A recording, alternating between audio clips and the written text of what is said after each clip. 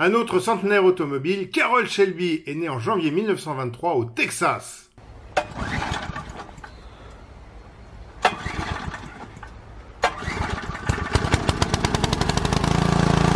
Il est célèbre pour ses Ford Mustang préparés et pour les victoires au Mans de la GT40, mais son nom n'a pas été associé qu'à l'Oval Bleu et même pas que à l'automobile. Shelby était un entrepreneur dans l'âme.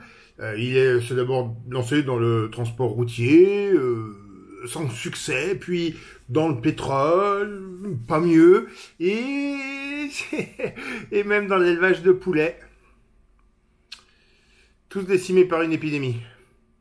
Du coup, il laisse tout tomber et se consacre à sa passion héritée de son père, l'automobile. Il court sur MG, sur Cadillac, sur Ferrari, sur Maserati et se lance dans les compétitions européennes, d'abord l'endurance, dont les 24 heures du Mans dès 1954, et même en Formule 1 en 58. La consécration, c'est en 1959 quand il remporte Le Mans, avec Roy Salvadori, sur une Aston Martin. Après avoir remporté Le Mans en 59, Carroll Shelby court encore, mais uniquement en Amérique du Nord, et des problèmes cardiaques le font passer de pilote à constructeur à peine 37 ans. 7e au Mans en 1959, le petit artisan britannique AC équipe ses voitures d'un 600 lignes Bristol. C'est un constructeur automobile qui avait récupéré, comme compensation de guerre, les droits de la BMW 328 d'avant-guerre.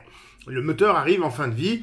AC contacte Ford pour utiliser le 6 cylindres de la Zephyr anglaise, mais bon, ça plaît pas trop au public, le modèle se vend mal. Shelby leur propose alors une collaboration pour y installer une mécanique Ford V8 américaine. Voilà la Cobra. Le mythe est né. Enfin, pas tout à fait. Le mythe naît sur les pistes américaines où les Cobras légères, puissantes et équilibrées battent à plate couture la star du moment, la Corvette. On le voit rapidement dans le film Le Mans 66, Shelby vit à crédit. Il n'a pas les moyens de payer ni les châssis, ni les moteurs. Mais le modèle plaît et se vend. La première Cobra 260. Alors 260, c'est pour la cylindrée en pouces cubes. Ça fait dans les 4 litres en non-retard unit. Laisse vite la place à 289 cubic inch, donc pouces cubes, hein, c'est dans les 5 litres à peu près. 271 chevaux, 360 pour la version homologuée pour les courses FIA, avec une carrosserie de coupé, parce que c'est plus aérodynamique. La Daytona. Le but des Shelby est clairement établi, battre Ferrari au Mans. Le coupé est bâti autour de Ken Miles. Attendez, je m'explique. Le chef mécano Pete Broke enlève tout de l'AC, sauf la partie mécanique. Il place le poste de pilotage au centre.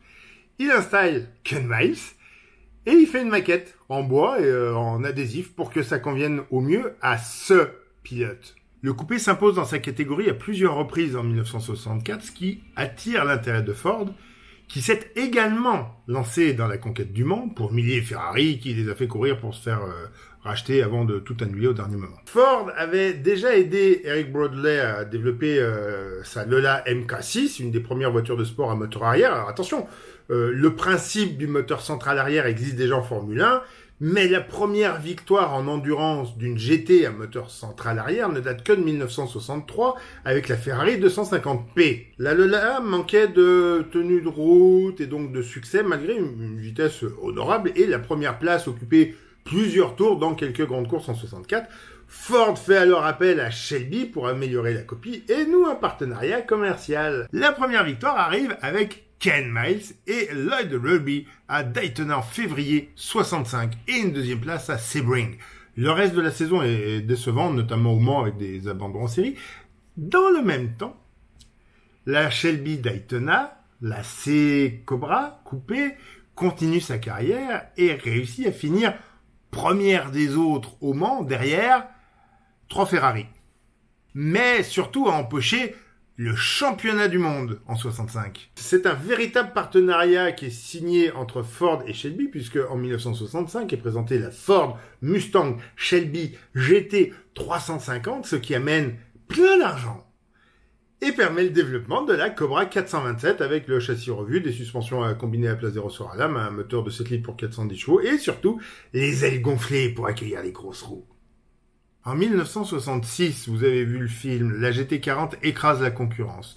3 premières places aux 24 heures de Daytona, rebelote aux 12 heures de Sebring et 10 de Der aux 24 heures du Mans, ça vous connaissez. 2 mois plus tard, Miles se tue en essai pour la J, qui allait devenir la MK4, la seule vraie Ford GT américaine, puisque n'utilisant plus le châssis anglais. Tout est américain dans celle-là. Et la MK4 gagne le Mans en 67 et provoque l'interdiction des prototypes de plus de 3 litres devenus trop rapides, ce qui cause l'arrêt de Ferrari dans la plus haute catégorie. Les voitures routières sont autorisées jusqu'à 5 litres. C'est pile ce qu'il fallait pour accepter la toute première GT40. Sauf que celle-ci n'a pas été produite pour la route, donc elle peut pas devenir une GT. En fait, si, elle a été produite pour la route, mais pas par Ford. L'anglais John Wyer, qui avait mené à la gagne l'équipe Aston Martin de Shelby en 59, et avait été en charge du projet GT40 juste avant Shelby, avait été commissionné pour adapter la GT40 à une homologation routière. Ce qu'il fit, mais ça coûtait bien trop cher pour le géant de Détroit, alors l'entrepreneur créa sa marque et améliorera la première itération anglo-américaine sous le nom de Mirage M1. Enfin, Mirage, parce que M1, anglais. Il les engage dès 67 sans succès, hein, malgré des qualifications prometteuses, et gagne Le Mans en 68 et 69. Avec comme sponsor titre le pétrolier Gulf Oil. Après cela, Wyer continuera avec des Porsche, puis des protos maison, toujours renommés Mirage. Non, mais je suis persuadé que dans sa tête, ça faisait Mirage et pas Marage, en fait. Hein, mais je sais pas comment il le prononçait vraiment, lui. Shelby laissa la production de la Mustang, désormais GT500 et de ses dérivés, à Ford et abandonna les Cobra, plus ou moins. La Cobra s'est vendue à un tout petit millier d'exemplaires, de 62 à 69. C'est pas rentable. Mais Shelby veut continuer de les faire courir sur les circuits nationaux. Or, il faut pour cela produire un certain nombre d'exemplaires. Alors Shelby prétendra continuer d'importer des AC pour les modifier, quand en fait il fait produire les pièces qu'il ne sait pas faire à McCuxley Limited. Shelby est donc le premier fabricant de répliques de sa propre voiture. Cocasse. Quand il est pris la main dans le sac, il appellera cette série Continuation. C'est mignon. De son côté, AC a continué aussi à produire un reliquat de Cobra, mais avec un petit V8 Ford de 289 cube inch, c'est-à-dire la deuxième version de la Cobra, celle que eux fabriquaient. Puisque avant que Shelby ne s'occupe lui-même de l'assemblage, c'était bien AC qui se faisait tout le travail. Shelby et AC produisaient donc des répliques de la voiture qu'ils avaient eux-mêmes conçue. AC continue d'ailleurs avec une version remise au goût du jour, toujours avec un V8 Ford de 5 litres, mais avec une boîte 6 en manuel et 10 en automatique. Doit-on attendre la version électrique prochainement? Ça manquera le son quand même. Ouais, ils feront comme d'autres, ils vont mettre des haut-parleurs, c'est vrai. McCuskey, qui produisait les pièces pour les fausses AC Cobra que Shelby avait besoin pour l'homologation, lui aussi fabrique toujours des répliques. Y compris de Ferrari d'ailleurs, mais sur le même châssis que leur Daytona et avec le même V8 Ford. Hein. Bon. La Cobra est l'une des voitures ayant connu le plus de répliques au monde avec la Lotus 7, et j'avoue que je n'ai pas cherché le détail pour savoir laquelle des deux a été la plus recopiée, mais si vous avez ces chiffres, balancez-les dans les commentaires, ça m'intéresse. Plus tard, Shelby fera courir des Toyota 2000 GT. Et après avoir fait courir des Toyota 2000 GT aux USA, Shelby semble avoir connu une décennie, disons, calme, pour ne pas dire triste, avant de retrouver Lee Iacocca, le créateur de la Mustang, entre-temps devenu PDG du groupe Chrysler, pour modifier des Dodge. On passe à la concurrence. Alors attention, hein, les Dodge du début des années 80, c'est pas ce qu'on connaît aujourd'hui, et c'est pas non plus celle de Dominic Toretto dans Fast and Furious. Hein. Leur gamme phare est la K, sur la plateforme L, celle de la Simca Horizon. C'est chouette, mais ça fait pas vraiment rêver. Shelby va muscler les Dodge, y compris le pick-up du rando. Il va en rebadger certaines sous sa propre marque et va prêter son nom à la communication de la Viper présentée en 1991. Alors, je dis prêter son nom car le projet est mené par une petite équipe genre commando et je pense pas que le vieux Shelby y ait trouvé sa place. À l'époque, il attend une greffe du cœur qui arrivera un an après la présentation du Roadster comme voiture de sécurité aux 500 miles d'Indianapolis. Il avait créé une fondation sur ce thème. Bref, je pense qu'il y avait d'autres choses qui l'occupaient plus que le développement d'une voiture. Pour autant, la Viper était voulue comme un hommage moderne à la Cobra. D'ailleurs, hein, Viper, Cobra, hein, on reste dans le domaine des poissons. Sa présence pour la communication est donc importante. Pour le développement, sans doute beaucoup moins. Certaines pièces que Shelby a améliorées pour les Dodge des années 80 resteront en usage jusqu'à la fin des années 90, mais sans que son nom ne figure sur le véhicule et sans que lui ou son équipe n'ait participé au développement de la voiture.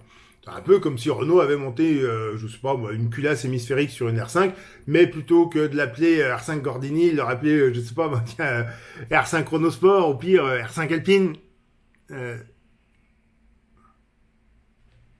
Est-ce cela qui l'a redynamisé, remis à flot? En tout cas, en 1998, Carroll Shelby présentait un tout nouveau roadster, la Shelby Series 1. Bon, j'imagine que c'est sa vision à lui de la Cobra des années 90, mais je peux pas m'empêcher de penser que ça ressemble à une Callaway Roadster de la même période, c'est-à-dire des Chevrolet et Corvette améliorés. Cette Series 1 accueillait un V8 Oldsmobile, marque General Motors, comme ça il a travaillé avec les 3 grands de Detroit. Et pas n'importe lequel, un North Star L47 Aurora, celui qui avait été choisi pour équiper tout le plateau d'IndyCar à l'époque, et qui servira d'ailleurs à l'Opel Astra de DTM. Ouais, ils ont fait du DTM avec une Astra. Il en a sorti 250 exemplaires avant que l'homologation ne soit caduque. Bon, petite série. En 2004, c'est Ford, en pleine folie néo-rétro, qui viendra chercher Shelby pour entériner, encore une fois, plus commercialement que techniquement, la Shelby Cobra Concept, qu'on a pu voir dans quelques films, tous d'une qualité inégalable. Un V10. Tiens, 6 litres et demi, on sent que malgré ses méventes, la Viper a laissé une trace dans la tête des dirigeants américains. Suivra la Shelby JR1, rappelant le coupé Daytona qui a été produit en quelques exemplaires par un fabricant de répliques qui vendait déjà des copies de Cobra et de Daytona. Superformance, c'est leur nom. Si, je vous assure. Revenons à Carroll. Carroll Shelby est décédée en 2012. Son entreprise avait déjà connu maint repreneur et existe toujours. Elle a lancé en 2015 une série de 50 exemplaires d'une continuation du coupé Daytona pour en célébrer les 50 ans. Comme quoi, c'est dans les vieux pots qu'on fait la meilleure confiture. Et prépare toujours des Mustangs, y compris le SUV électrique, mais aussi des pick-up et des répliques de Cobra, de Daytona, de GT40, de Mustang. En revanche, SSC, Shelby Supercar, n'a rien à voir avec Carroll. Son fondateur, Gerard, ne partage avec notre Texan qu'un patronyme, pourtant rare et déjà célèbre dans le milieu. L'autoculteur du mois est terminé. J'espère qu'il a bien semé ses graines et que vous allez continuer de les arroser.